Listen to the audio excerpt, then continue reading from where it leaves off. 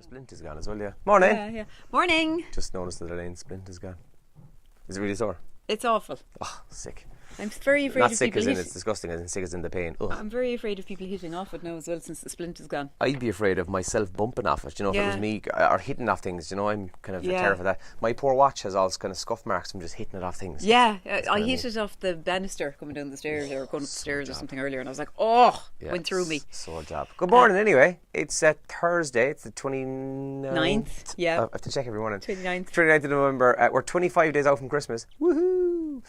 Weather today, very wet again in places. The storm Diana, she seems to have gone and she's kind of died down a bit, the wind wise, but it's going to be very wet again today. Showers across most parts of the county and highs of about 10 or 11 degrees. I was kind of nervous last night going to bed about putting my bins out this morning. Bin day for me.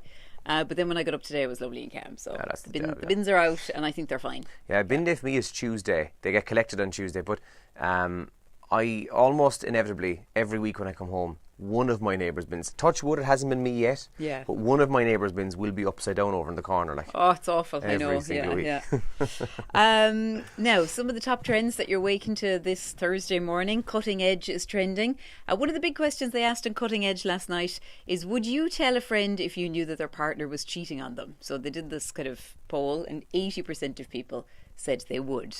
I don't believe that for 1 second that 80% of people would tell. They think they will, but they won't. Yeah, it was a Twitter poll, and I have to agree. I thought 80% was quite high. I expected it to be on the higher side, absolutely, but 80% is very high. I wouldn't even say it's half of people would tell you. Do you think so? Yeah. No. I would have said above half, but not at all. I mean, no. Okay. People don't tell. They're like, I would definitely tell somebody.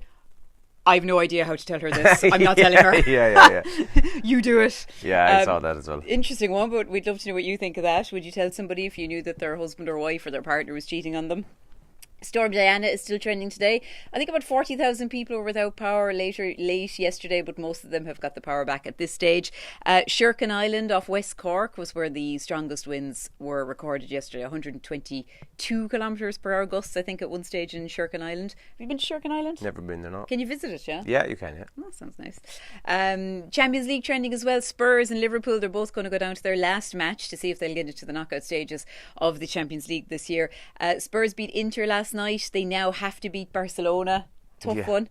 Liverpool went down to PSG, and it all goes to their final game against Napoli now as well. So that's the Champions League trends. And Robbie Keane is trending. There was lots about him in the papers yesterday and online yesterday as well, as he officially announced his retirement from professional soccer. Yeah, he was still playing in India. He was still contracted in India up until, I suppose, the end of their season, which would have been maybe a month or two ago. Yeah, okay. So, yeah, but now obviously he takes over with the coaching staff of the Irish team. So, good luck to Robbie. What a legend. I heard Kenny Cunningham talking about him last night and, you know, what he'll bring to the Irish setup. And he was just saying a lot of Robbie's skills are very just instinct, you know, and just his movement and everything is just something he had. Like, obviously he was well coached as well then in the many clubs he played for. But that Kenny said he just had this ability to move in a different way, you know. Yeah. So he can teach a certain amount of that, I suppose, but a lot of it is is natural. It has to be. Yeah. But he's been a fantastic player for Ireland, obviously. What a legend.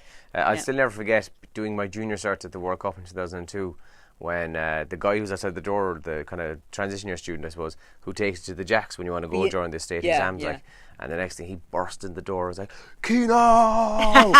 Robbie Keane had scored against Germany and the whole place erupted. Yeah, it was brilliant. That wouldn't have happened in the convent. Yeah, well, the supervisor lady, she lost the plot. Like, get out! She lost the complete plot, like. But of course, everyone was just like, Ireland! In the middle of the exams. He was delighted to bring you to the jacks, was he? Yeah. So to make sure that you weren't like pulling out an exam paper and cheating in your jocks. Okay, yeah. Andy. In the papers this morning, the Irish Examiner leads with the story, rapist wins right to pension in jail. Landmark ruling could lead to other claims for welfare payments on the front page this morning. This is disgraceful as well. A record 385,000 patients are currently without a hospital bed in this country. That's also on the front page there this morning.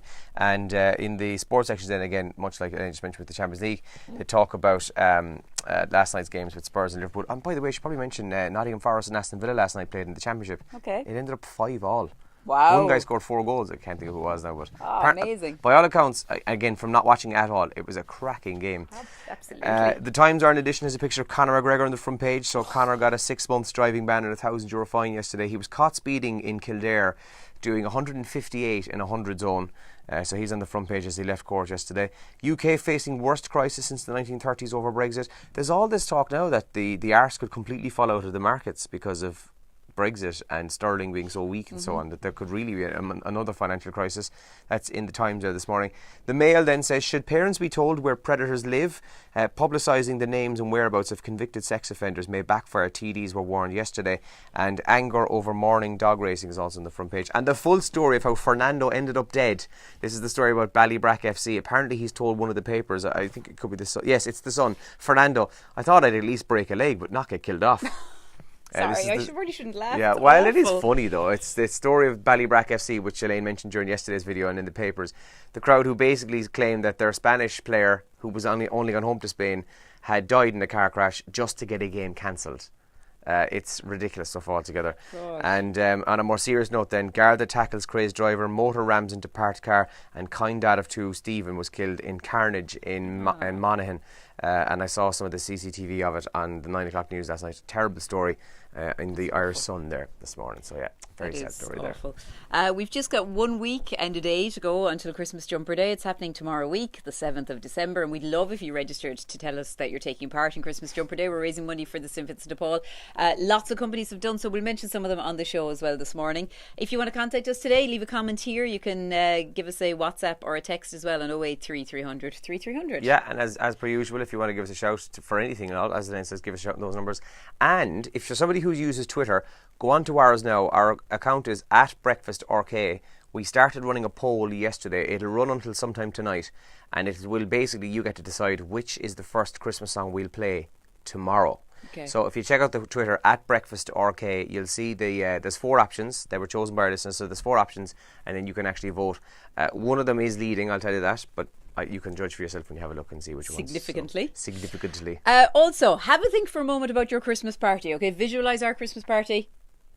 Probably in a local pub or restaurant. Maybe there's finger food. Maybe there's a sit-down meal. Maybe there's a DJ. Party games. Santa might visit. Santa visited our Christmas party once. Remember that? Yeah. He sat in his lap. It was weird. It was about 3 years ago. It was not weird. You loved it as the tea. Hashtag crack was 90, Job? Yeah, crack was 90. So anyway, they're kind of normal Christmas parties. Standard enough, right? Standard enough, yeah. Well, we've come across a business in the UK. They're based in Leeds, and they've been officially voted as the people with the best Christmas party in the world. Yep. Tell us what they do. Their boss flies it. Now, bearing in mind, I haven't read the full story, so I don't know how many of them are there, but the boss flies every one of them out to Thailand for an island beach party. So while you're sitting in a pub somewhere or a hotel or wherever having finger food, they're on a beach in lovely sunny temperatures and sunny conditions having the right crack in Thailand for their office Christmas beach party. Jesus. Listen, that's all well and good. If there's no onion rings on the finger food platter, it's a crap party. So to those of you who are organising our Christmas party, and if I angle my body this way, I'm now actually directly pointing at their desk. Oh yeah, you need actually to make sure that you get onion rings on the finger food platter. I might not be able to go. What? Yeah, you're the person I hang out with at the Christmas party. I have 2 Christmas parties that night. I'm so popular. So I tell you what I might do. I've done this in the past, you see. I'm going to leave you in a secret now. I'm going to leave everybody else in a secret, and our boss, if she's watching, is going to give out. But you have another job. What I often do is I often turn up to the Radio Kerry Christmas party and I get like 2 or 3 free drinks. And then I slowly slip away and no one notices, and I go to the other Christmas party then as well. That's terrible. I deserve a free drink. No, you should stay for the food as well. Oh yeah, that's true. Yeah, when they bring out the food at those things, like if there's if there's no egg mayonnaise sandwiches, it's a big disappointment to me. And also, if there's no onion rings, they just bring out sausages and chicken it's nearly always. I'm just like, yeah, you're right actually. Sorry, is there more? Is there is there platters somewhere else I can look at? Are we doing Secret Santa this year? Don't think so.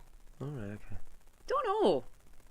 Just We'll curious. surely come up with something. Listen, I didn't comment on the jumper yet. Loving it. Yeah, we're doing a thing today for Christmas jumper day. So Elaine texted me last night going, "Oh, don't forget to bring your jumper," and she meant just bring it in so I can put it on. I didn't mean wear it. Yeah, but sure. Look, it's cold out. It was cold this morning. My chop.